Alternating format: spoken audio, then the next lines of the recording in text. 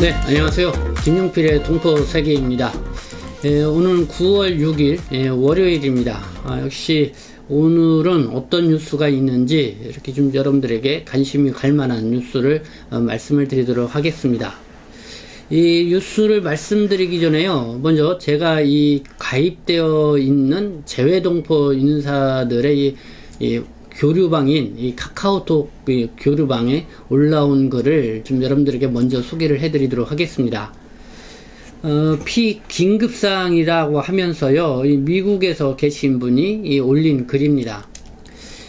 오늘 날짜로 미국에서 들어온 보이스피싱 최신종 전화사기입니다. 이렇게 시작을 하고 있는데요. 너무 늦으면 안 될 것 같아서 급히 보냅니다. 하고 받지 말자 사기 전화 하면서 010으로 시작하는 핸드폰 번호 3개를 이렇게 게재를 했습니다. 그래서 이 전화번호로 걸려온 전화는 받지 말라는 그런 당부의 그런 글이었는데요.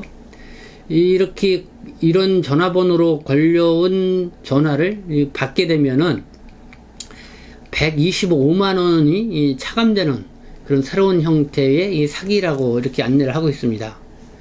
그래서 이거를 모두 퍼다가 주변에 무한 공유하기를 알려주세요. 그래서 오늘만 한 1000여 명이 당했다고 이렇게 전하고 있고요.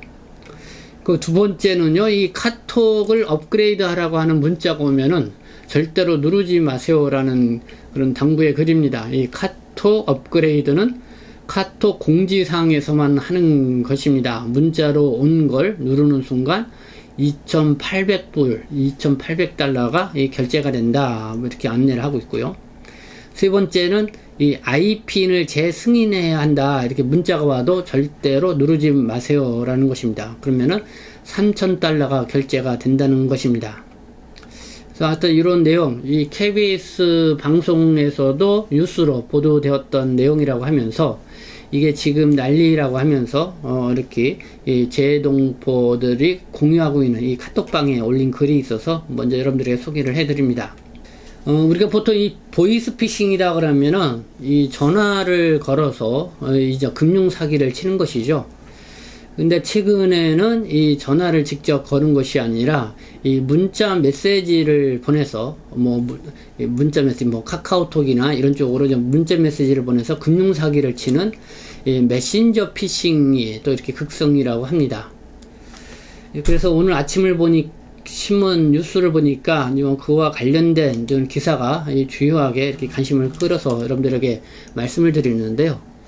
특히 오늘부터는 이 코로나19 제5차 재난지원금 좀 접수를 시작을 하죠.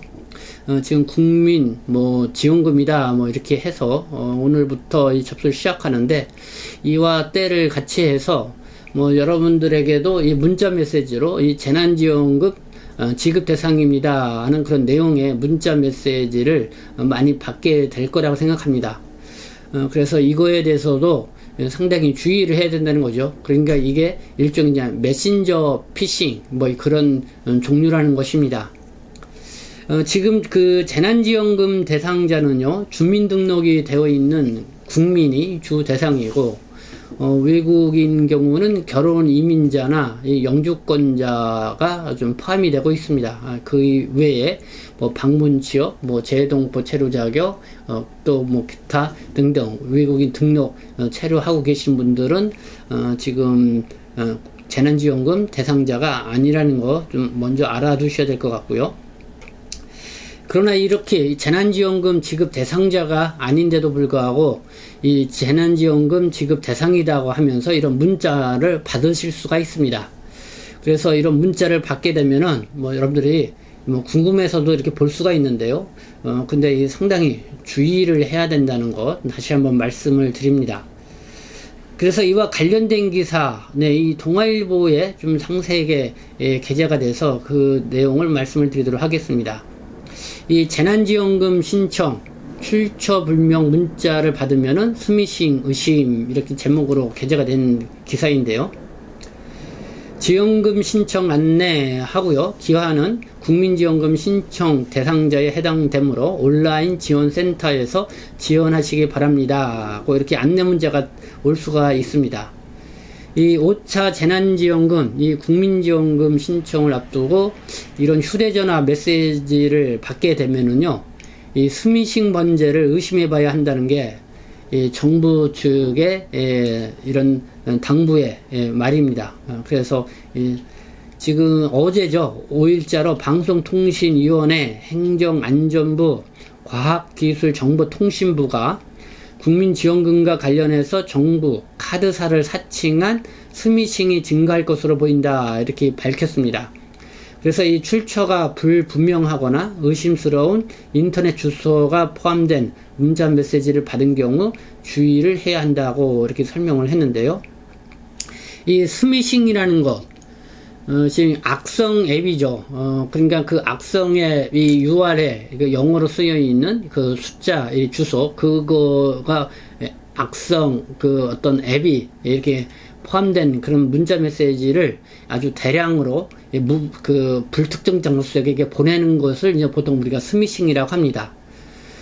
그래서 만약에 거기에 그 영어 문자 URL 그 주소를 그냥 클릭을 하게 되면은 바로 이 휴대전화에 이 악성 앱이 깔리게 되고, 그렇게 하면서 그 휴대폰에 여러분들의 그 개인정보가 유출될 수가 있다, 이런 것이죠.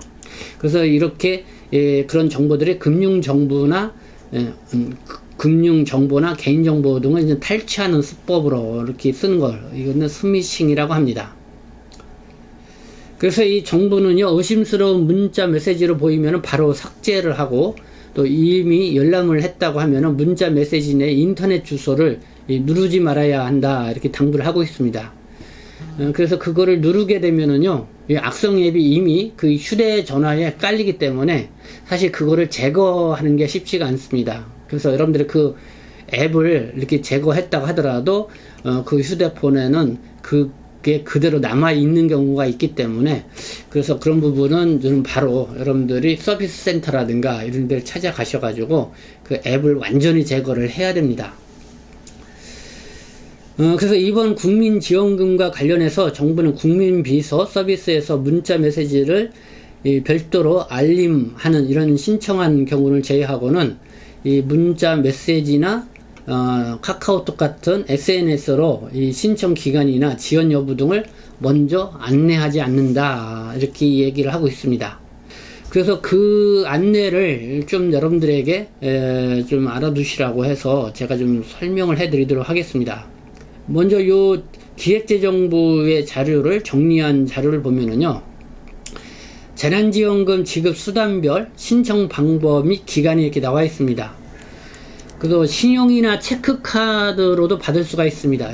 그래서 이 카드사 홈페이지와 모바일 앱을 통해서 받고, 아니면 콜센터 1533이나 2021 전화를 통해서, 또는 카드사와 연계된 시중은행 창구를 이렇게 직접 방문을 해서 재난지원금을 받는 방법이 있습니다.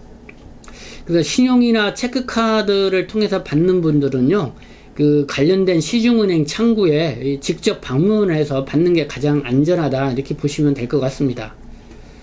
그리고 이제 모바일 상품권으로 받는 경우가 있습니다. 그러니까 뭐 서울시는 뭐 제로페이인가 그렇고요. 또 경기도는 경기도 뭐 지역 화폐가 또 있죠. 그래서 이런 경우도 직접 여러분들이 그 모바일 상품권 이쪽에 뭐 홈페이지라든가 이 모바일 앱을 통해서 이렇게 받을 수가 있는데요. 이것 역시 뭐 여러분들이 그 뭐 동사무소라든가 주민센터 뭐 이런 데 직접 가셔서 이렇게 신청을 하시면은 이렇게 받을 수가 있다, 이렇게 보시면 되고요. 이 종이 상품권이나 선불 카드로 받을 수가 있는데, 이것도 관할 읍면동 주민센터를 직접 방문해서 받으시면 될 것 같습니다. 그래서 이 신청 기간은요, 온라인으로는 9월 6일부터 10월 29일까지, 그리고 직접 방문 신청은 9월 13일부터 10월 29일까지입니다. 그리고 이 온라인이나 직접 방문을 할 때, 그러니까 첫 주는 이제는 주민등록번호 끝자리 숫자에 따라서 요일제로 이렇게 신청을 한다는 거, 여러분들이 뭐 알고 계신 분들은 다 알고 계실 거라고 생각합니다. 그게 이렇게 해서 받게 된 재난지원금은 12월 30일 올해 말까지 다 사용을 해야 됩니다. 그걸 다 사용하지 않으면은 국고로 다시 환수 조치가 된다라고 이렇게 여러분들이 이해하시면 될 것 같습니다. 네, 뭐 이 정도로 이렇게 국가 재난지원금, 그러니까 지금 코로나19로 인한 제5차 재난지원금 이거 관련돼서 뭐 이 정도로 여러분들이 좀 알아두시면 좋을 것 같습니다. 뭐 이렇게 보시면 될 것 같고요. 네, 보이스피싱, 예, 메신저 피싱, 뭐 이 부분을 좀 오늘은 주요하게 우리가 좀 봐야 할 뉴스가 아닌가 생각이 듭니다. 이 보이스피싱도 경찰 쪽에서 보도한 자료가 있는데요. 예, 특히 여러분들이 이 고액 아르바이트다, 그러니까 대신 돈을 받아주는 그런 일만 해도 뭐 한 건당 뭐 20에서 30만 원을 주겠다 해가지고 돈을 대신 받아주는 그런 아르바이트, 이런 거는 예, 보이스피싱이라든가 뭐 이런 금융 사기에 관련된 그런 아르바이트라는 거를 알고 절대 이런 아르바이트는 하지 말라, 뭐 이렇게 지금 당부하는 그런 뉴스가 있다는 거 여러분들 말씀을 드리고요. 그리고 이 메신저 피싱에 대해서 이 피해가 크게 늘고 있다 이렇게 말씀을 드렸는데, 이렇게 그냥 가족을 사칭을 해서 이 메시지를 보낸다고 합니다. 그러니까 아빠, 엄마 하면서 뭐 핸드폰 액정이 깨졌어요 그렇게 하면서 진짜 이 아들, 자녀들이 보낸 메시지처럼 이렇게 속여서 나중에는 보니까 그게 이제 메신저 피싱, 그러니까 스미싱이었다는 것이죠. 그래서 이 50대 이상 되시는 분들이 상당히 이것 때문에 피해를 많이 받았다, 이런 보고가 나오고 있습니다. 이 금융감독원에 따르면은요, 올해 상반기 이 메신저 피싱 피해액이 466억 원인데요. 지난해 상반기에 비해서 165.4%가 늘어난 것이라고 그러고요. 이 사기범은 주로 자녀를 사칭을 해서 아빠, 엄마라고 부르며 핸드폰 액정이 꺼졌다고 접근하는 문자 메시지를 무차별적으로 이렇게 뿌린다고 합니다.